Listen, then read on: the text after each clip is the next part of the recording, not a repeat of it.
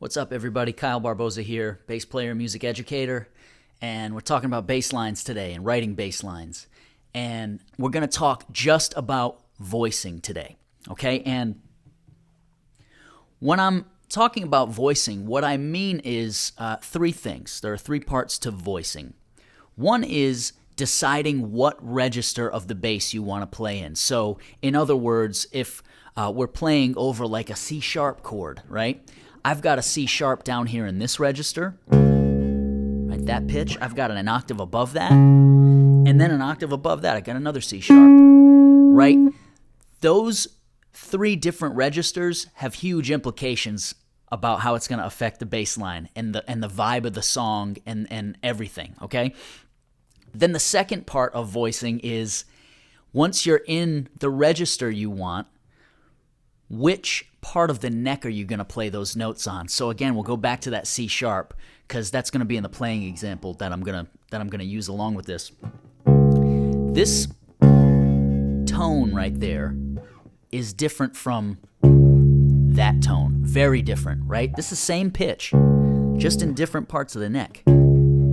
And again, that has huge implications for how it's going to affect the bass line. So that's the second part of voicing. The third part of voicing, which is a little more rare and we don't use as much as bass players, is deciding whether or not you want to focus on playing the root note or another part of the chord.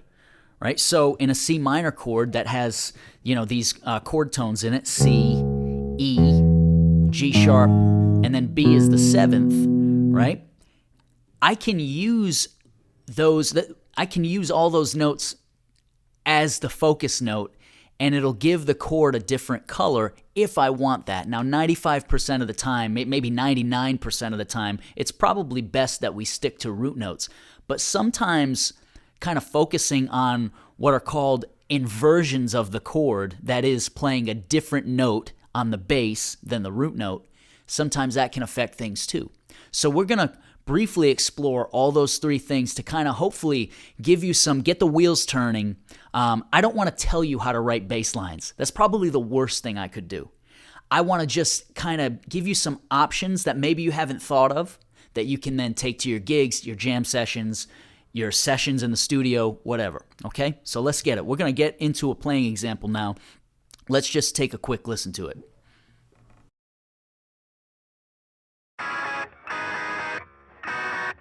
On a train to Korea with a love that's laid on the tracks and doused in kerosene, and we'll load it up with dark munitions. Okay, cool. So just briefly, this playing example is actually in the key of B major. Right? It's not focused on a B major chord, but what I mean by that is it's using the neighborhood or the group of notes that are in B major. Okay, so B, C sharp, D sharp, E, F sharp, G sharp, A sharp, B. And if you don't know your major scales cold yet, man, go check out my videos on major scales. I'm going to say it again like I did in that video. If you know your major scales, music theory just opens up to you. So anyway, that's the neighborhood of notes we're in. I want to know that because I want to see my whole fretboard open up to all the options I have. Okay, so now when I look at my fretboard, I know every note that works in that key, and I know all my options, all right? Not just my root notes. But speaking of, root notes in this example are C sharp, G sharp, B, and F sharp, okay? All right, so voicing. This is so important. Deciding what register we want to be in first, okay? Let's get on the track again and try a few examples and see what they sound like against the chords.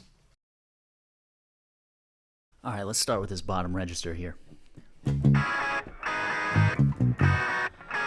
a train to Korea with a love that's laid on the tracks and doused in kerosene, and we'll load it up with dark munitions. Okay, cool. Okay, so right away in that register, I'm hearing notes that step up from chord to chord. I like the momentum. All right, let's try it one more time and just show you what I'm talking about.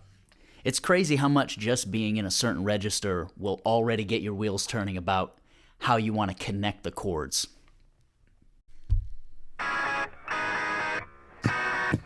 On a train to Korea with a love that's laid on the tracks, and I'll stay kerosene and we'll load it up with dark munitions. Yeah. Kind of connecting the chords with some of these, like stepping from the lower, the note below it, and then stepping up in the scale.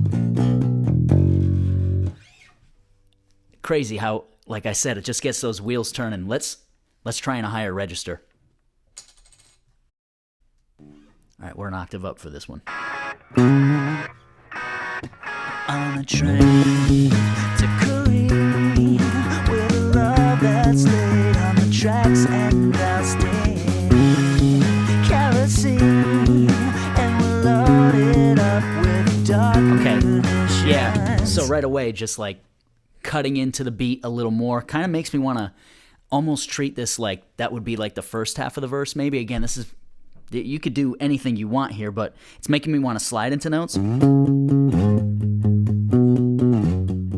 Right? It's making me want to maybe make this a little more rhythmic and set up those low notes for the second half of the verse. Let's check this out. Something like that. On a train to Korea with a love that's laid on the tracks, and I'll stay kerosene and we'll load it up with dark munitions. Yeah. Okay, so crazy how much that affects things.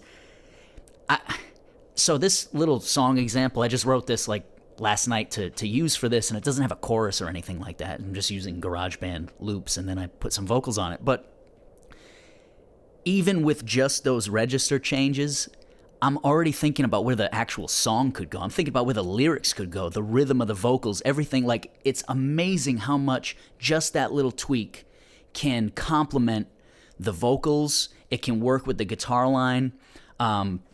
Let's go back to that lower register and just change where on the neck I'm playing a few of those notes, just to see what that does. All right, we'll keep with the pick. Let's put the C sharp down here.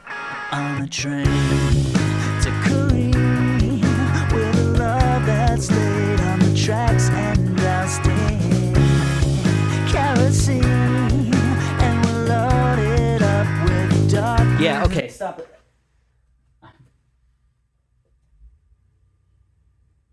Telling myself to stop. This is, I know my setup here is janky, but I'm working with what I got.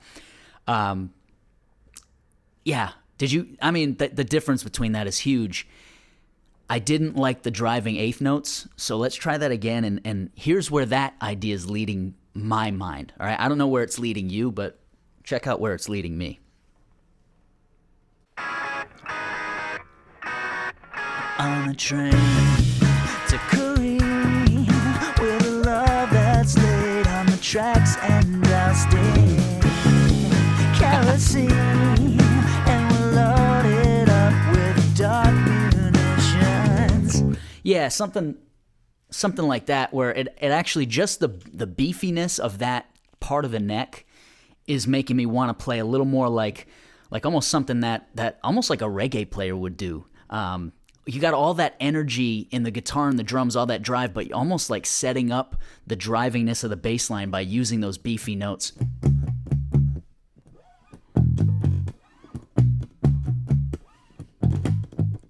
Right? Man, cool how much that affects it, right? Let's set up that third part of voicing, which is not actually using the root notes. And I don't know what I'm going to do here, but let's see what happens. Maybe we'll just start with the third above the chord here, the E.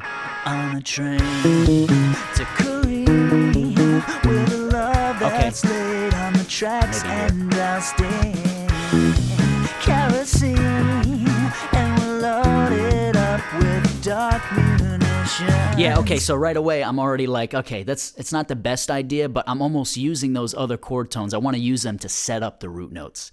Instead of like sitting on them, you can voice those other chord tones in there like to kind of frame the root note delay the root note. It gives it a little bit of airiness. Check it out.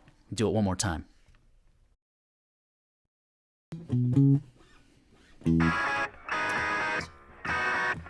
On a train to Korea with a love that's laid on the tracks, and I'll stand kerosene and we'll load it up with dark munitions. Yeah, it's not bad.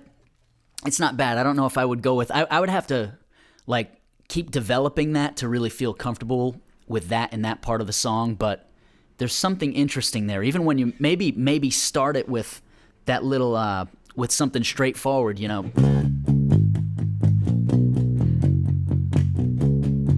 Then when that pre-chorus comes in,